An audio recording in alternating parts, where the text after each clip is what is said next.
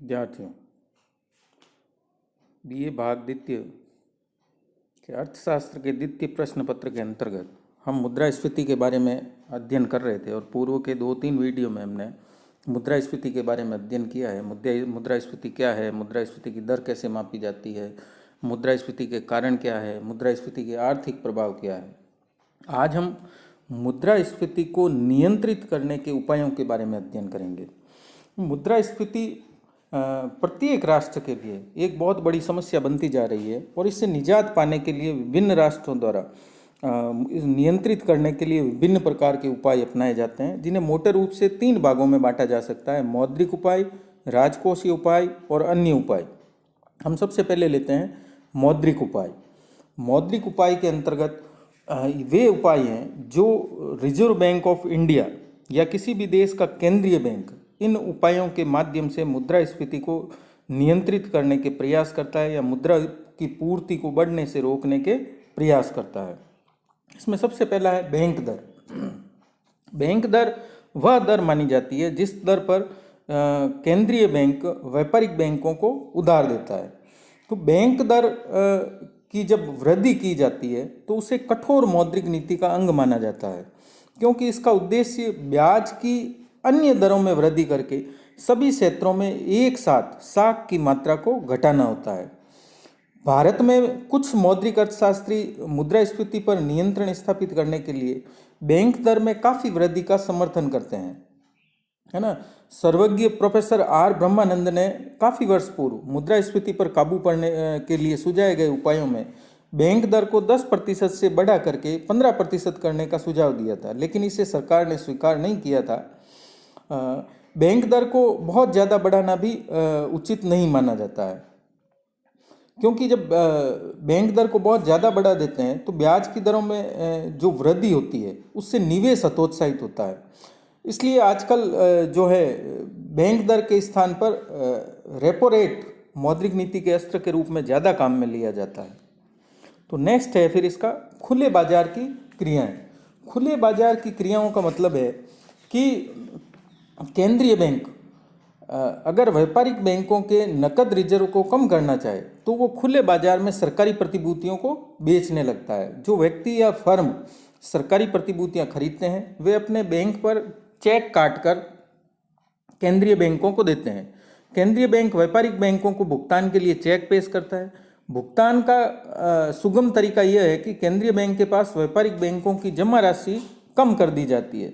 इससे व्यापारिक बैंकों का रिजर्व कोष है वो कम हो जाता है, और यदि बैंक का रिजर्व अनुपात न्यूनतम वैधानिक सीमा से नीचे आ जाता है, SLR से नीचे आ जाता है, तो उसे अपने चालू निवेशों में से कुछ निवेशों को बेचकर अथवा पुराने कर्ज लौटाने पर नए कर्ज न देकर रिजर्व अनुपात को वैधानिक स्तर पर वापस लाना पड़ता है।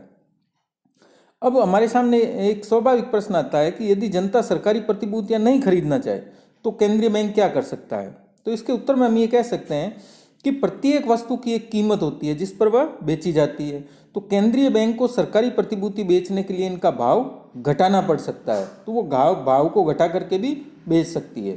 तो इस प्रकार से केंद्रीय बैंक के द्वारा जो सरकारी प्रतिभूतियों को बेचने से ब्याज की दर में बढ़ने की संभावना होती है, जिससे साख नियंत्रित होता है या साख का संकुचन होता है, साख में कमी होती है, और साख में कमी की जो प्रक्रिया है वो मुद्रा की पूर्ति को बढ़ने से रोकती है। नेक्स्ट है फिर नकद रिजर्व अनुपात। ये वह अनुपात है जो बैंक अपने ग्राहकों की जमाओं का एक निश्चित अनुपात अपने पास नकद रूप में रखता है। इसको हम कई बार अखबारों में पढ़ते हैं, CRR कहते हैं, कैश रिजर्व रेशियो। जैसे मान लीजिए अगर CRR 10% निर्धारित किया जाता है और मैं ये 100 रुपये बैंक में जमा कराता हूँ, तो 100 रुपये में से 10 रुपये बैंक को नकद अपने पास रखने पड़ेंगे और 90 रुपये वो आगे उधार दे सकता है। तो जब मुद्रास्फीति की स्थिति होती है तो इस CRR को या नकद रिजर्व अनुपात को बढ़ा दिया जाता है। इसको बढ़ा देने से ये होता है कि अब बैंकों को अपने पास नकद जमा ज़्यादा रखनी पड़ेगी और वो उधार कम दे पाएंगे, तो इससे साख का सृजन कम होगा और साख को नियंत्रित किया जा सकेगा। इस प्रकार से मुद्रा की पूर्ति को नियंत्रित किया जाता है। नेक्स्ट है फिर रेपो रेट। रेपो रेट वह दर होती है जिस पर रिजर्व बैंक बैंकों के पास पड़ी हुई मुद्रा राशि को अपने पास जमा करके उस पर ग्राहक उनको ब्याज देता है। यानी वह रेट जिस पर व्यापारिक bank, reserve bank of India या केंद्रीय बैंक में अपना पैसा जमा करके उसके बदले में ब्याज की दर प्राप्त करते हैं। तो अगर रेपो रेट को बढ़ा दिया जाए तो क्या होगा? तो व्यापारिक बैंक अपने पास जो नकद राशि है, अपने पास जो जमा राशि है, उसका ज़्यादा हिस्सा रिजर्व बैंक या केंद्रीय बैंक के पास जमा रखेंगे। तो इस प्रकार से जब व्यापारिक बैंकों के पास कम हो जाएगी, रेपो रेट ज़्यादा होने से मुद्रा की राशि कम हो जाएगी, तो नकद राशि कम हो जाएगी, तो ऐसी स्थिति में वो साख का निर्माण कम कर पाएंगे। इसी के साथ आजकल एक और लिया जाता है, रिवर्स रेपो रेट,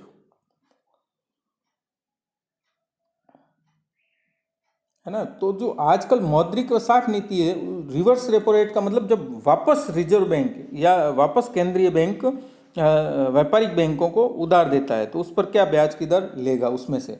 तो इस प्रकार से रेपो रेट और रिवर्स रेपो रेट के द्वारा भी मौद्रिक या मुद्रा की पूर्ति को नियंत्रित किया जा सकता है, विशेषकर साख मुद्रा को, क्योंकि ये मौद्रिक उपाय जितने भी बताए जा रहे हैं इसमें साख मुद्रा को ज़्यादा नियंत्रित किया जाता है। नेक्स्ट है फिर वैधानिक तरलता अनुपात, इसको SLR भी कहा जाता है।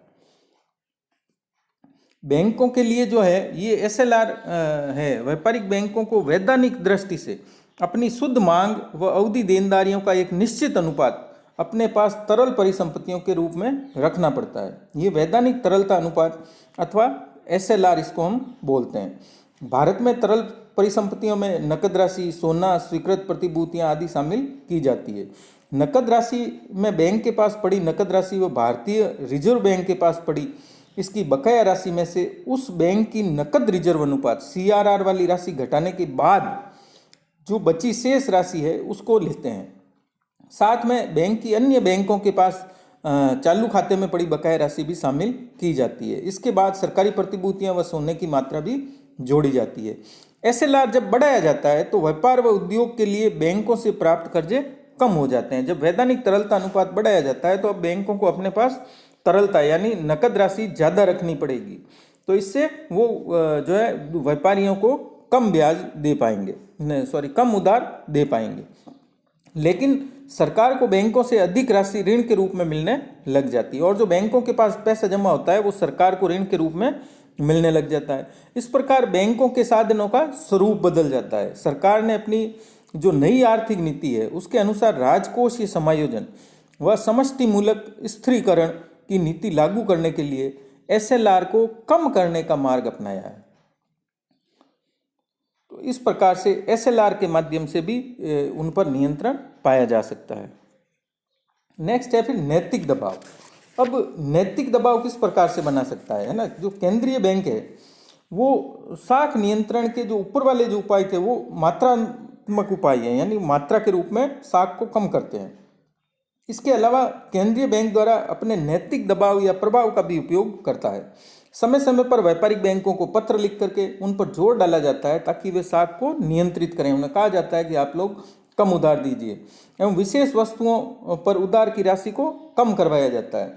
बैंकरों से इन उद्देश्यों के लिए विचार विमर्श भी किया जाता है और समय समय पर रिजर्व बैंक के गवर्नरों ने व्यापारिक बैंकों को लिखे गए पत्रों में इस बात पर बल दिया है कि प्रत्येक बैंक स्तर पर साख नियोजन इस प्रकार का होना चाहिए कि साख का उपयोग राष्ट्रीय उद्देश्यों व प्राथमिकताओं के अनुरूप हो सके। तो इस प्रकार से केंद्रीय बैंक अपने पत्रों के माध्यम से व्यापारिक बैंकों पर दबाव, नैतिक दबाव बना करके भी साख को नियंत्रित करता है।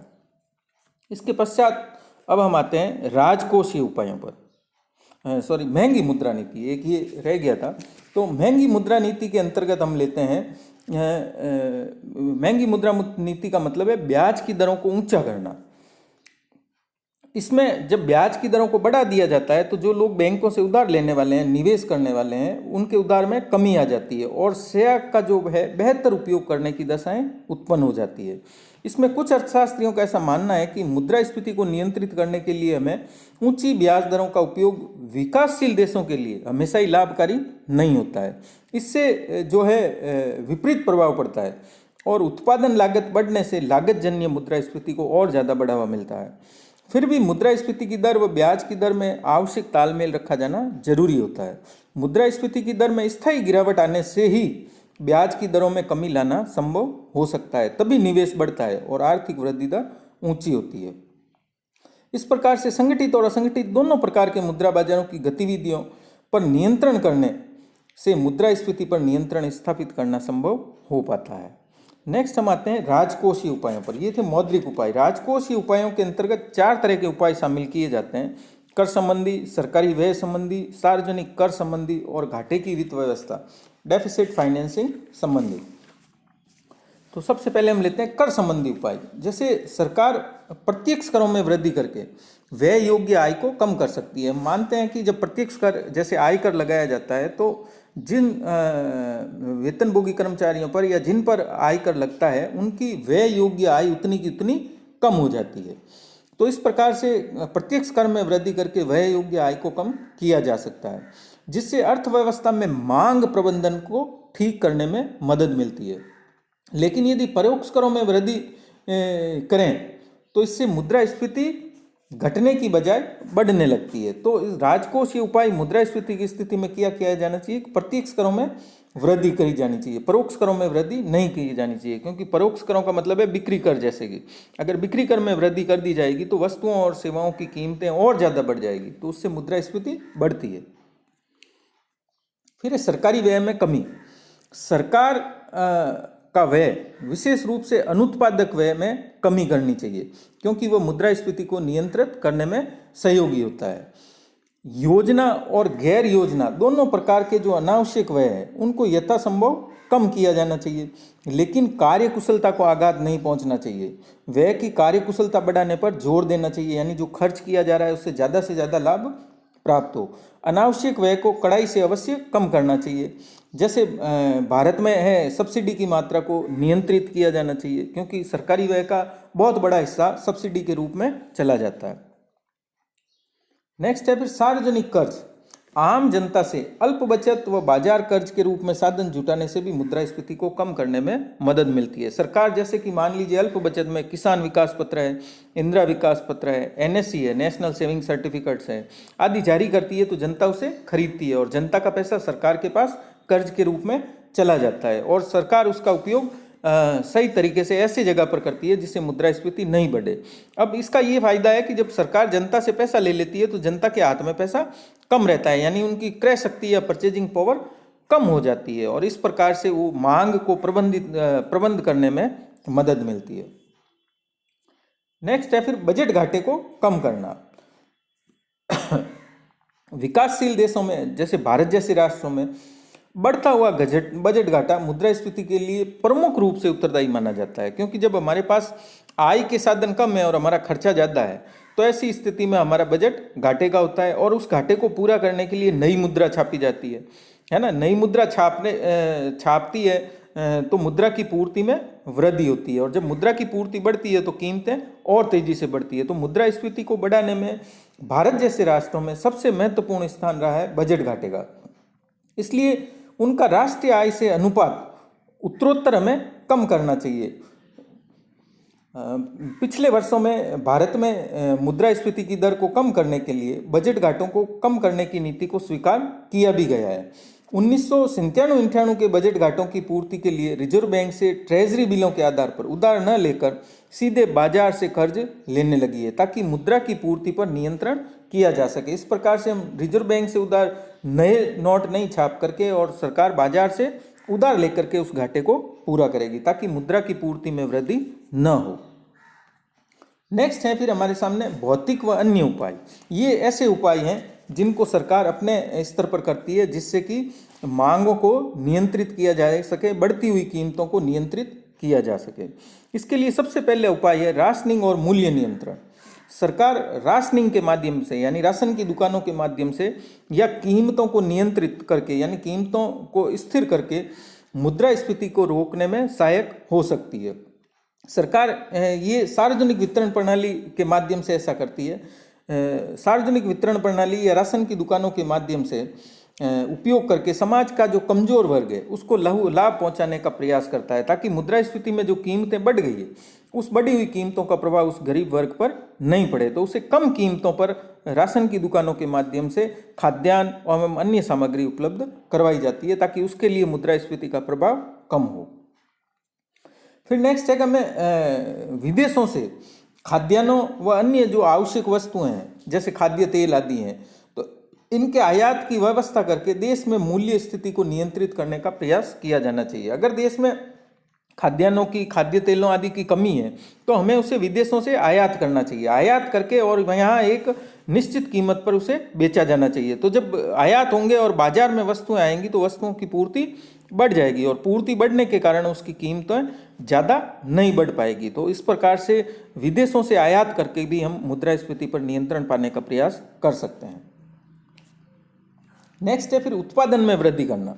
हमारा जो कृषिगत और औद्योगिक उत्पादन है उसको बढ़ाने के लिए हमें उत्पादकों को ऋण की सुविधा उपलब्ध करवानी चाहिए तथा उचित भावों पर कृषिगत इनपुट्स यानी जैसे खाद है, बीज है, बिजली है आदि और उद्योगों के लिए कच्चा माल आदि उचित भावों पर हमें उपलब्ध करवाना चाहिए जिससे कि उनकी लागतें कम हो। लागतें कम होने से कीमतें कम हो पाएगी और कीमतें कम होने से ही मुद्रास्फीति नियंत्रित हो पाएगी।